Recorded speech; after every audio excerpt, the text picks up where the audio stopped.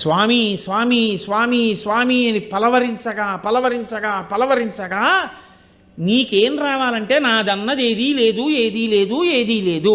ఏమీ లేనివాడు ఏం చేస్తాడండి లోకంలో? ఎక్కువ మాట్లాడడం. ఏమీ లేవనుకోండి, ఆయన బాగుంటుంది ఏంటంటే నేను ఇల్లు మాట్లాడితే నాకేముందని నేను మాట్లాడండి అంటాడు. ఆయన అందరూ 10,000 ఇచ్చి పేరు చెప్పించుకున్నారు, 20,000 ఇచ్చి పేరు చెప్పించుకున్నారు, 11 రూపాయలు ఇచ్చి రసీదు రాయించుకున్నాడు. ఒక ఆయన 1,25,000 ఇచ్చి నా పేరు చెప్పకండి అని ప్రాధేయపడ్డాడు. ఆయన ఈశ్వరానుగ్రహం ఉన్నవాడు. ఎందుకో తెలుసండి, ఆయన నమ్మకం ఏంటంటే నేను ఇవ్వడం ఏంటి, ఆయన ఇచ్చాడు. ఇప్పుడు వీళ్ళు నేను ఇచ్చానని చెప్తే దొంగని గాను, నీవా ఇచ్చావు నీదా అని అడిగితే ఏం చెప్పను? అందుకని వద్దండి, ఈశ్వరుడు నా చేత ఇప్పించాడు మీకు, అందుకని మళ్ళీ పేర్లు నేను ఈశ్వరుడని రాయండి అంటే అదేమిటండి అని తర్కం ఇవన్నీ ఎందుకు? అందుకని పేరు వద్దు, పేరు చెప్పకండి.